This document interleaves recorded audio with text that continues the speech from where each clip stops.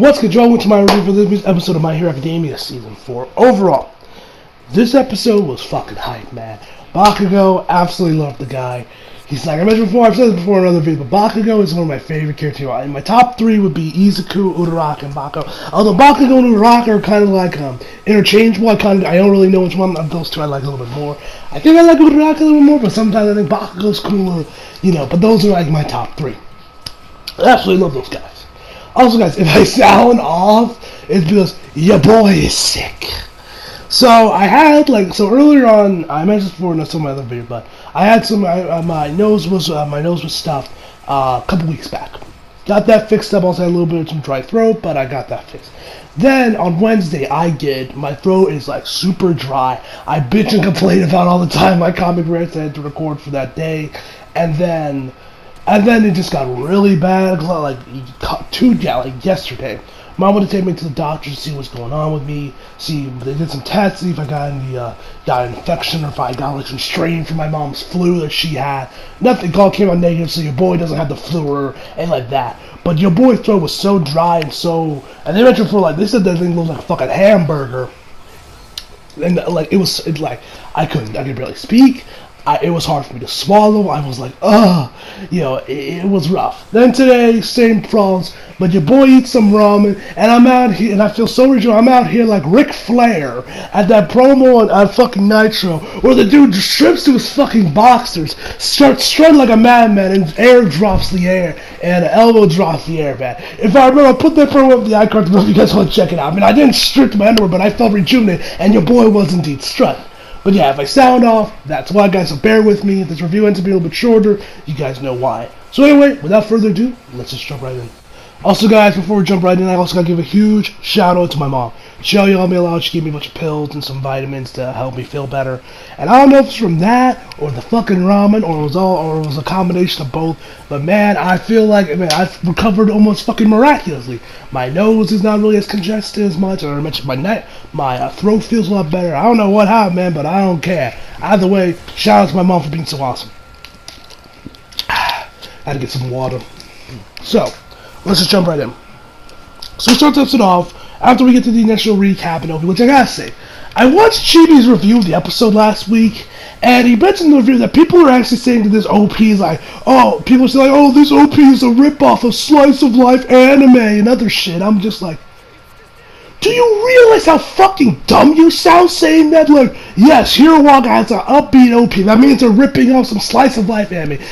Do you people not think before you type on Twitter? Have you people not seen any other animes? Like, give me a fucking break. No, Hirowaga's not ripping off another anime with OP. I'm surprised people haven't brought the comparisons to Boruto like I did last week. Like, this fucking community. I fucking hate this community for Hirowaga, man. Jesus Christ, it's nothing but a bunch of fucking idiots. Anyway, many ran aside. I just had to get out of it because I found that just so fucking retarded. Like, Hirowaga's ripping off Slice of Life and with OP. Like, do these people not understand how dumb they sound saying that shit? Anyway, sorry to get all JT on you guys, but that fucking irked the shit out of me. So anyway, so we get back to Inyasa and Todoroki. Inyasa's trying to get all buddy with Todoroki. He's like, so what are some of your things you like? And I'm like, does Todoroki like everything? Anything? He sounds so monotone and fucking depressed. I doubt he likes anything. He says, soba. He says he likes his soba, I believe he said hot in the basket. Or it might have been cold. I think it might have said cold. I forget which one, but Inuyasha says that he liked the opposite of that, and that he prefers udon. Udon. And then Todoroki's like, dude, we're not compatible. He's like, no, I feel we're getting even closer. And he's like, and he tells him, and Todoroki tells Inuyasha, like, dude, you don't need to force yourself to be friends with me, man. And then we see Bakugo. They're like passing through this hallway, and Bakugo's right there. He's not wearing the mask, but he hasn't got his outfit on. He's like, that makes me sick. That's what he says, and I'm just like, what? Inuyasha, Todoroki, Inuyasha trying to be buddy with Todoroki. What makes you sick, Bakugo? But anyway, so they get over there to the main area, which is where the train's going to be happening. They say the guy on the computer, I forget his name, Muda, I think his name was. He's the guy that, of course, says that looks so like deadly tired when we saw him at the end of season 3. He mentioned that actually here that they rented out the building for the rest for like the whole day, I think, for this train, and that he is now afraid of getting sleep. He is now scared of falling asleep. Fam, just sleep already. Jesus, this insomnia ain't worth it for you, fam. But anyway, so the dude does that. You see, they also mentioned that another person is going to be joining them. We all later found out that was indeed Cammy. And we also see not Todoroki. We see Endeavor, All Might, and President Mike all enter at where the bleachers are, the seats. President Mike says, hey man, we could just sit in the front. Get a better view of the action. All Might's like, you know what? Because all these guys are high-profile heroes, especially All Might and Endeavor being number 1, number 2, or I guess Endeavor being number 1 now, and All Might being the former number 1. That they don't want to bring attention to themselves, and get in anyone's way. So I don't know if Endeavor did this just to stick it to All Might, or he just entered dad mode, but he takes a deep breath. Shoto! Man, I should not be screaming. He's like, Shoto! You are so beneath this! And then he just started show them how you are in a different league. He's a cheering on his son like a fucking father at a football game. Like, your boy was laughing hysterically at this moment, ladies and gentlemen. Your boy was laughing his fucking ass. I'm like, bruh, Endeavor is such a dad here. Which, I don't know if that's a good thing or a bad thing that we're seeing Endeavor kind of enter dad mode here. But it was pretty funny to watch nonetheless. Endeavor being that parent. And while Endeavor's going on his little spiel, Todoroki doesn't pay him. He doesn't feel like, it sounds like, oh, shut up, dad, you're embarrassing me. He just looks at the floor, man. He doesn't even pay his dad any attention, which I gotta say, I like that little attention to detail from Horikoshi because of their relationship that Endeavor and Todoroki have now after the events of season 2. And I'm curious, and like I mentioned before, like in this last episode, and especially this episode, you can see the seeds planted for the Endeavor Redemption arc next season, which I am, and I've been far both excited and fearful for that arc once it gets animated. But anyway, so they mentioned Cammy gets in there, and then we hear her dialogue, which I gotta pull it up here in the episode, and where is it? So so we see her dialogue, and she goes on to oh yeah, the dude explains that even though she made it through the first test and she made it to the second one, because of the fogginess of her memories the days prior, she did not participate in the match. She couldn't participate in the second exam, so that she left out. Of course, she was switched out with Toga at the end of that arc, and we all we went from there. So Tammy's in here to retake the exam and everything. And then the crowd, after she says her little thing where she's like, "Oh yeah, they were like, okay, we'll make an exception with me, which is so generous, and I'm totally in their debt." She says this, or that's me paraphrasing, and everyone's like, "I don't understand a word she said." This is what she said, word for word. They said, okay, to like make an exception. It's like so generous. Legit, your boy. I totally owe them a ton, but like, stop. I feel like I'm having a fucking aneurysm reading this dialogue. The amount of commas and pauses. I'm like, Cammy, do you not know how to speak fucking Japanese? I was about to say English, but she doesn't speak English. And then we see Senji. He mentioned that she is completely idiot, which you can tell from the way this woman speaks. Like, I'm like, Jesus Christ, woman, I feel like I'm having a fucking aneurysm reading her dialogue with the amount of fucking comments. And then we get another one, a flashback to when she, I guess after the exam was over, she said, I failed, but, like, I don't remember taking it.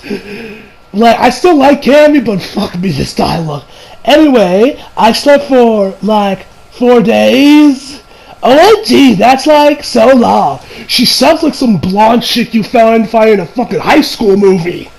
Like, I don't know if Horikoshi did this on purpose. He probably did, but your boy was out there like before. I felt like I was having a fucking aneurysm reading her dialogue.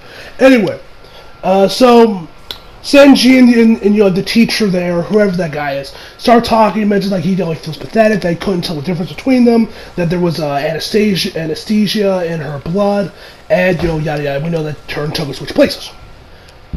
So anyway, after that, the dude opens his laptop, and Grand Orchid comes in, and then you can tell Corticochi was probably watching some Full Metal Jacket while he was writing this chapter, because he has them all lined up. He's like, "No, maggots!" He doesn't call them maggots, but he says, I forget exactly what he says, but he says that, you guys failed, you guys got called out of that easy exam. Yes, that exam right there, that exam they took back in season 3 was the easy exam, or that exam was easy. I'm sure if you asked Izuku or anyone else in UA, they would not call that a test easy, but so then he says that no, that you are not even humans. He says no, you are lower than he says you are lower than fucking ocean bottom dwellers. You are fish turds. Yes. I don't know why he didn't say shit. You all are just fish shit. I think that would come out a little bit better, but hey, whatever. And then he says, especially you! He points to Bakugo. He says, do you even want to be a hero? Which, your boy laughed his ass off so hard, because, we all know how Bakugo is. Excuse me, I'll get some water. Oh, my throat. Still a little dry. So anyway, he says, and then Bakugo says, first of all, I'm not sure. Disciplinary action! And just tosses Bakugo. And then he goes over to Todoroki and says, how can a fish turd even save the mighty humans, he says. And then Todoroki, my dude.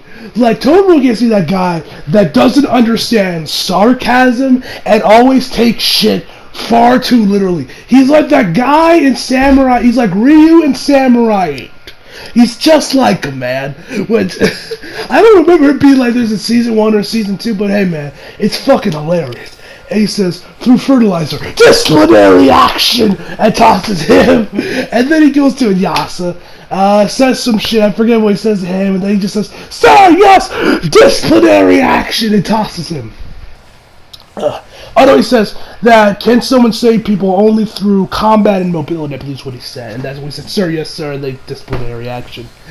So he goes, after all three of them are all on the ground, Cammy's just kind of just leaning over, looking fine. And then then he says that you guys have combat and mobility, but that's all you got. And Cammy starts pointing to herself, confused of if she's a part of this thing with Bakugo and the others. And so afterwards, she goes. After she goes through with after she's done with those, after he goes around, keeps talking, that's all you got. Will anyone go and go to you if you send their hand out? They won't, because of course through discipline. We all see some flashbacks back to season 3 during the exam, obviously with saying disrespectful behavior, which is what Bakugo did 90% of the time during that final exam, and the stubborn competing that Inuyasha and Todoroki did also during that arc when they were faced off against Grand Orca before they finally teamed up. That went in that epic fight at the end of the season, which was really fucking cool seeing. They had this awesome tornado around them. It was so cool, man. So, and before, Cammy's pointing to herself, and then he says that you need to grab that you guys lack heart. And that to be saved is the essence of, I think he said, being a hero. And that you are going to need to save these souls. And save their hearts, and grab their hearts. And then we see these figures, these little figures, or these silhouettes with big evil smiles wrapped up in completely in purple. And then we see them. Little fucking kids. Yes, elementary school kids. I'm like, oh god. I started laughing my ass off because I was like, oh my god, Bakugo little kids. We saw this in the next episode preview last week. I laughed my ass off, and I was super hyped to see where this is gonna go. So afterwards, Bakugo, so the kids start, making noise around Buckshot. They're going over to Bakugo, and then they're saying, and then they're going over there, and then you got they're going over to the other guy, telling the other students, and then you got the teacher for all these kids, and she's just like, no, greet them properly, listen to it, and this poor, oh my god, I feel so bad for the teacher, man. She has tears in her eyes throughout the whole episode, and she's just like, sumimasen, she just apologized over during the episode, man, and I just feel bad for her. So, and then the kids start like messing around with Bakugo, and he's like, "Where's the fight?" One of the kids starts crying, "Pussy!" And he's like, "Hey, he made I think his name was cry," and he's like, "Stop crying!" And then you see this super snobby kid that I just wanted. As soon as I saw him, I wanted to wring his goddamn neck. This dude had like slicked back hair, was wearing a suit with some shorts, and he says, "So, there are people like that, huh? People who think that they just scream all the time and don't let people get a word in, that they'll get their way. I.e. Bakugo." And he says, "Well, that's not gonna work." And then Bakugo's like, "What's up? What's with this kid?" And he's like, gets super angry. Then we get to poor Todoroki, like it's for this dude just takes shit far too seriously, and he has like these little things around his belt, and they're like, "Oh, what's this? A wee wee?" Oh, good Jesus fucking Christ! I can't believe I said that actually on camera. Like, "Oh, what's this? A wee wee?" You know, which I won't let. They can look kind of dick shaped, and he's just messing around. He says, and then Todoroki just picks up one, and he's like, "Well, this is not a wee wee," and he just opens up. He says it's a first aid treatment when help doesn't arrive soon, and he's like, "Wait, they just say boring," and then one of the chicks starts attacking Todoroki, and then they get a little brawl. They call him Five Wees, you know. Then we get to Cammy, and you know. She's kind of confused. She's like, and that part of this crew, they say she's the exception because they don't think she's that strong as a fighter. And we still don't know what Tammy's legit quirk is, which I think we're going to find out what that is next week, judging for the next episode preview. But she gets there. But then, you know, and then she's like, "Oh, well, I like kids." And she's holding this kid's head is right in between of her boobs. And I'm just like, "You lucky son of a bitch." And then, behind her, there's this girl pinching her ass. And she's like, and then Gabby just looks, and she has like a super amazing look. Then we see her with two other girls spotlight the top of them, and they're like, don't seduce show. Oh, fuck her. They're like, ignore her. That kid's like, "Oh, so they're that age already, huh?" So then we get to Yasa. They just start calling him jerk, and he just kind of just stands there. I think he's looking at an Endeavor, I think. And they're just like, whatever. Then all these kids start kicking, and Yasa, he's just like legit on like the ground, holding his thing, and they're just kicking him. And while that poor little team is just like, "Sumimasen, just apologizing nonstop. Grand Orca says that, you know, we're gonna fix them up by the end of this episode. By the end of this day, they will not be rebellious anymore. They will be back to normal. With these fucking kids, I doubt it, man. But hey, yo, prove me wrong over to Koshi. So then, afterwards, we head back to All Might and Endeavor, and this is when the episode gets really interesting, and some really big seeds were planned for Season 5. But before we get there, there's a couple things I gotta mention. One, the kids took Bakugo's gauntlet, which that was fucking hilarious. And two, we have the secret prison by, you know, the kids by this point, some of them were talking amongst themselves, you know, they're grouped up with their friends, and they're just shooting the shit. President Mike his face starts twitching, as he's trying to resist the urge. And he's like, that's it! My MC! Like, I forget exactly what he said, like his MC personality, or no, spirit. It was like, my MC personality, spirit has reached its limit. And then he goes on about, like, you know, that background music again, you know, comment live reporting is very important. So he just runs over to like the table and just starts commentating, which I found fucking hilarious. I love when President Mike does commentary, man. It's always such great shit to hear. So then we get back to the guys. Bakugo, the kids are like, one of the kids is legit kicking Bakugo's gauntlet's like a fucking soccer ball. The other one's just carrying it. Todoroki's asking like, fam, is it really that good a thing that they come off so easily? He's like, nah, man, I took them off because that'd be dangerous, right? What else is going on? Oh, and a little bit before that, I think I mentioned this earlier, but Grand Orca also told her, the teacher, that the reason that what they're going to do is have all four of them, you know, Inuyasha, Bakugo, Todoroki, and Cammy all work together, and you know, grasp their hearts, the kids' hearts, and then I guess you could, and then probably bring them back to normal. This rebellious phase they're in there right now currently. So from there, so by this point, Todoroki starts to realize that they need to start working together and stop being so crass to each other, and you'll find a way to get through these kids. And now it's like, oh, why don't we just become their friends and all that shit? which I love to see. I'm glad that Inuyasha's back, man. I loved him in season 3. So then Bakugo gives off his plan, and the way Bakugo gives off his plan, number one, it was like completely spot on. But I love the fact that it was Bakugo that gave this plan because we know he knows this from personal experience, which we'll get there in a second.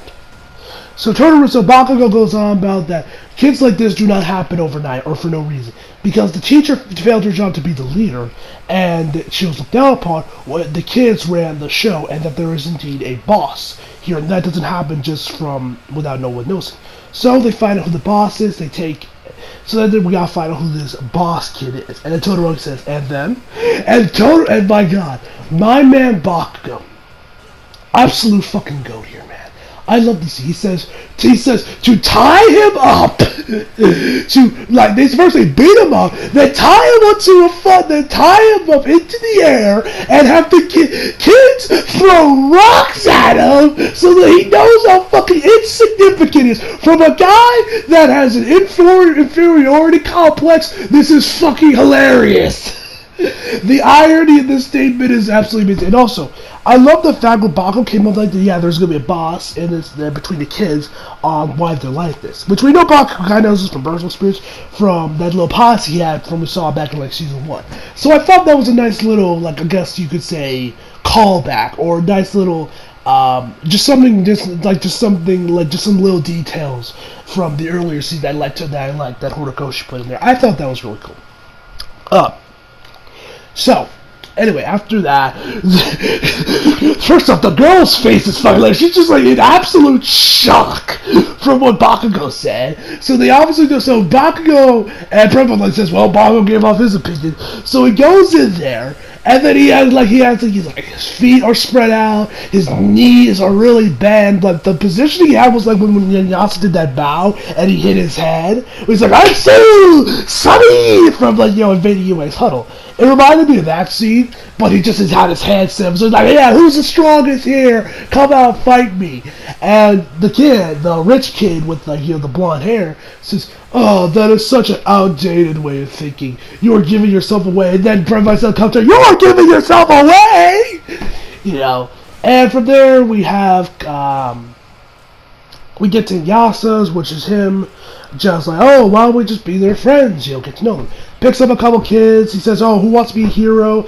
And he uses the phrase that you're like, oh, some kids don't really be heroes if they give their teacher so much trouble. And they're like, no.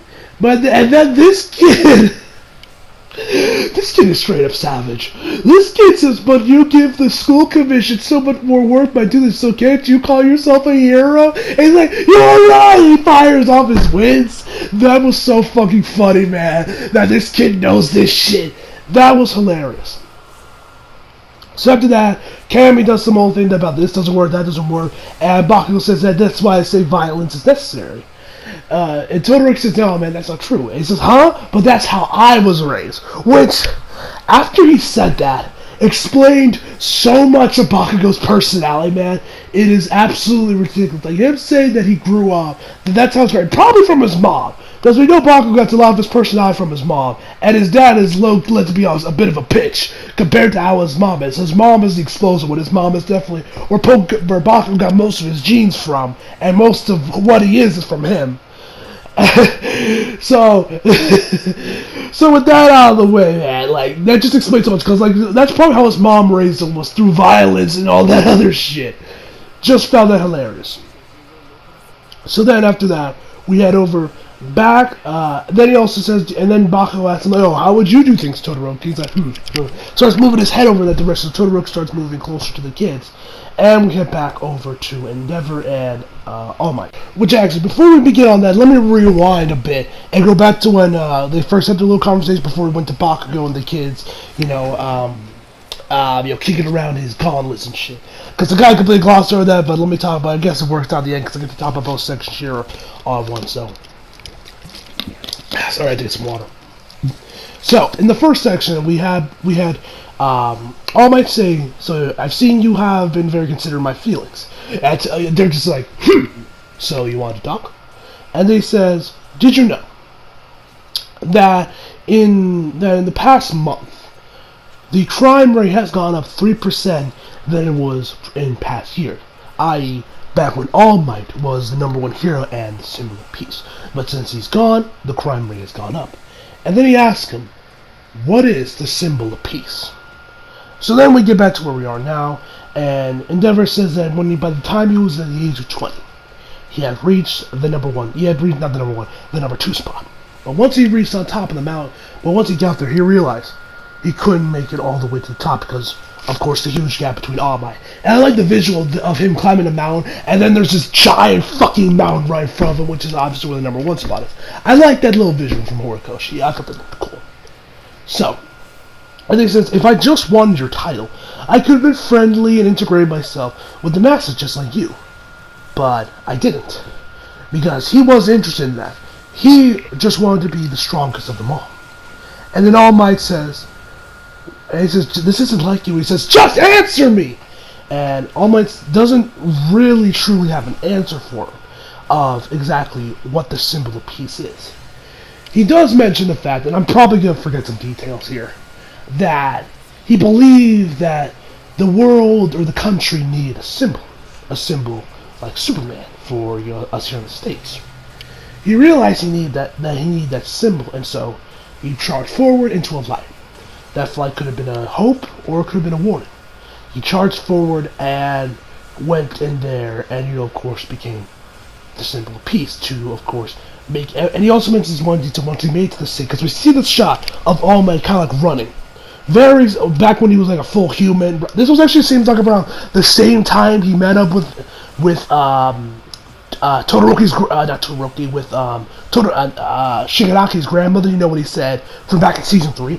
It looked like to be around that same time frame. Maybe it was actually maybe a few minutes after or before they had their meeting. But he said that all the citizens there were scared. No matter how many heroes were there, they were all afraid. And he wanted them to have, if he shows up, they all instantly are happy, they're ready, and they're like, All Might is here, we're good. That sense of relief, that peace of mind knowing that we're gonna be okay because All Might is here. Very similar to what Superman gives people with him, being, very similar for a symbol of hope.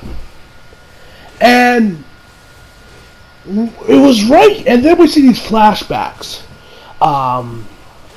Back when All Might and Endeavor first met up, and Endeavor went to full dad mode. And everyone when they saw All Might was like, "Oh my God, it's All Might! Yeah, he's here!" They were cheering, they were happy.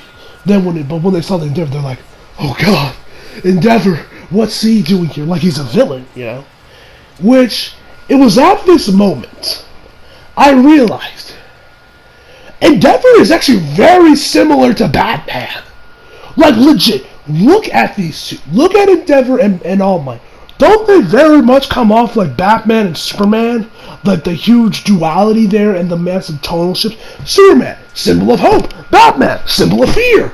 They clash so much with each other, but yet they work so well with the part as founding members of the Justice League. So much so that I honestly can see myself doing a video on this during season 5. So all you DC fans out there, you'll finally get a video of me talking about Hirawaka, and I won't be bringing up Marvel. And DC will be the main focus of it. So for you DC fans, you'll probably get that video.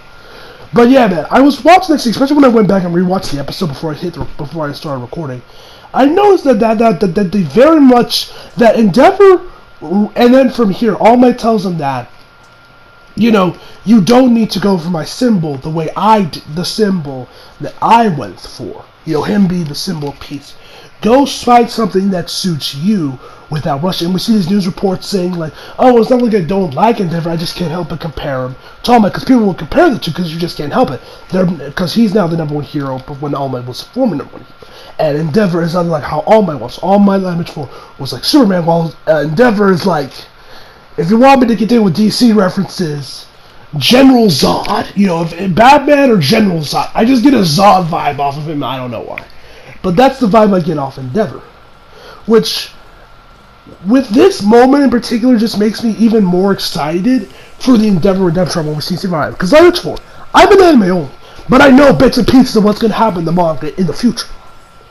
And I know that even though I'm an amulet, I can tell that this whole symbol shit, this whole thing about Endeavor finding his own symbol, kind of thing being the symbol of what he is, maybe not so much in the same way as a symbol as All Might was.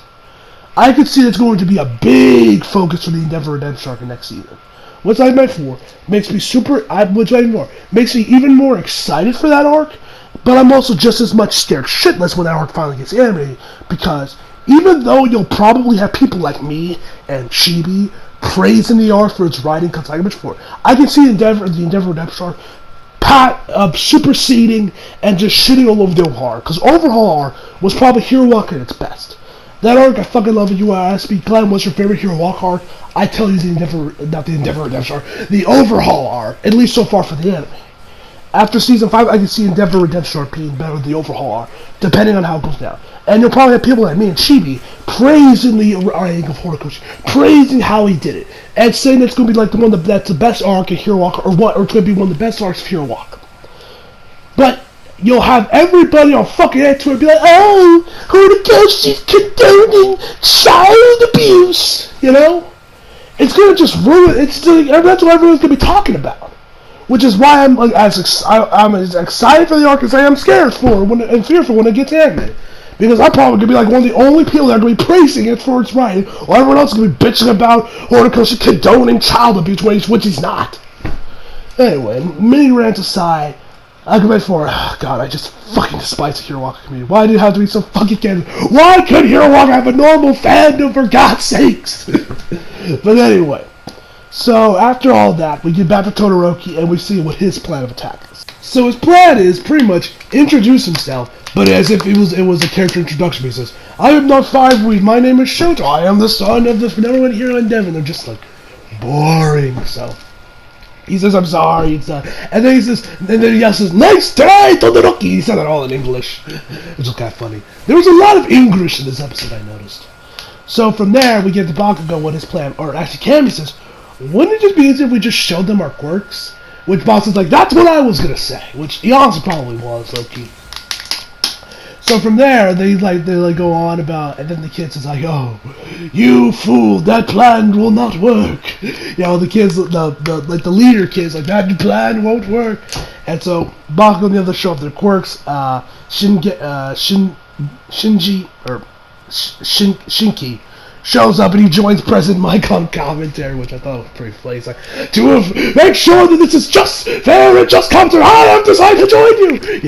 You go there, and that's pretty much the episode ends. And they also say that the teacher says that the kids believe their quirks are superior to heroes, so they're legit gonna be trying to be. And he mentions that if the heroes go all in, if Bakugo was to go all out, Todoroki and others, they would only lead the kids to shame. But if they didn't, but they show their discretion and pretty much let them win, that would just make them even more impudent. So they gotta do something where they it's gotta be like some 50-50. They're gonna have to hold back regardless, but it's gonna be, do I make it look, you pretty much have to make it look believable that they might win, without making it look like they're winning, They're gonna have to do something like that. And that's pretty much the episode ends with the kids showing off their quirks, and the shot of this Champa just grabbing at the screen, and then we go to the ED. So, overall, the episode was fucking fantastic. Love the setup with Endeavor and All Might, the whole conversation. I had mentioned before how much I love how the way Horikoshi sets things up, because you guys remember, back in my season 3 reviews, I mentioned when we got to that episode with Izuku on the phone with his mom, right after the stuff with Matsuyo, I said, and she said, Izuku, do you have to go to UA? I mentioned it this is setup, and everything with his broken arms, this is setup. This is gonna lead something big. And then we got to that moment where where All Might was meeting with his mom for the dorms, and his mom said, "No, I'm not gonna let you take him to UA. We're gonna fight somewhere else." And Izuku and All Might, they had that whole amazing moment the three of them had with and that was just after a few episodes of build up. The Endeavor Redemption arc is building up against 2 seasons worth of content since season 2, season 3, and season 4. Okay, that's technically 3, but 3 seasons worth of content since season 2. That arc's gonna be fucking amazing, man. I'm hyped, but I'm also scared. You guys know why I'm fearful. I mentioned it ad nauseam, but I'm not gonna repeat myself here. But anyway, when the art gets there, I'm gonna be excited, and I think it's gonna end up turning out being really good. How the community takes to it, that's a different story. I'll probably have like 10 rants on it. But anyway, guys, so hope y'all enjoyed the video. Beforehand, overall, I'm gonna give this episode a 10 out of 10. Also, guys, I don't know if I mentioned earlier, but I did record an episode, a reaction to this episode, so you guys will be seeing that dropping a little bit later after this review drops. So yeah, you guys, so definitely look forward to that if you guys want to check that out. And please leave a like on this video for your boy managing to get through a 30-minute long episode review while he's sick. So hope y'all, guys, hope y'all enjoyed the video. Leave a like if you did, subscribe if you're new, follow me on Instagram, Twitter if you like, links down in the description box below. And as always, come back for more. See you guys next time.